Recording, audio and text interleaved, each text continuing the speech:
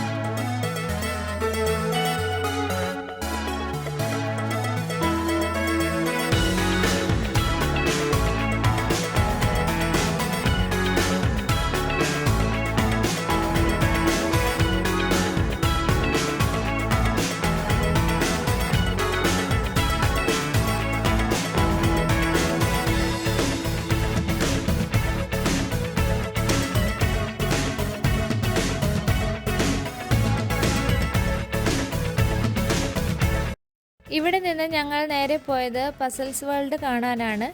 കുട്ടികളുടെ കുറച്ച് ആക്ടിവിറ്റീസ് ആണ് അവിടെ ഉള്ളത്. എന്തോ കുട്ടികൾക്ക് വലിയ താല്പര്യമൊന്നും തോന്നിയില്ല.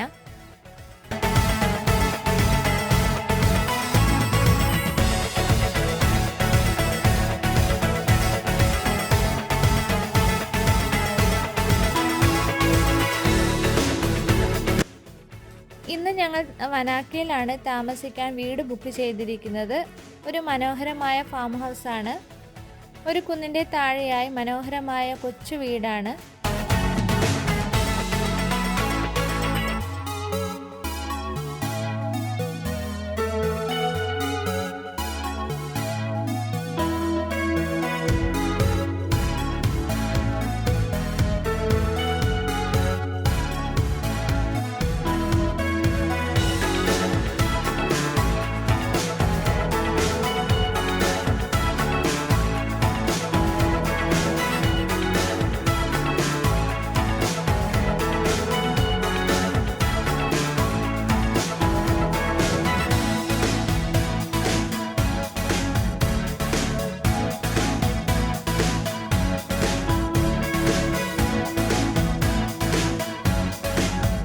ഇതിൻ്റെ പ്രധാന ആകർഷണം ഇതിൻ്റെ മുറ്റത്തുള്ള സ്പായാണ്.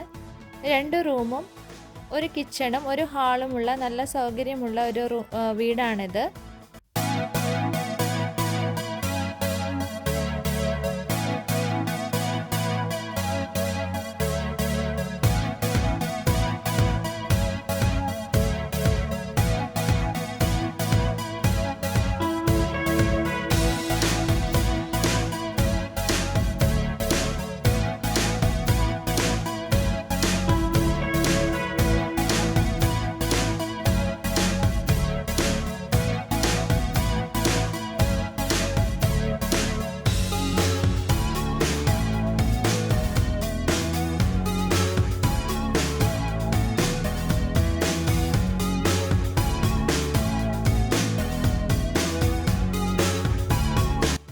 അങ്ങനെ ഞങ്ങളുടെ 6 ദിവസത്തെ യാത്ര ഇവിടെ അവസാനിക്കുകയാണ്.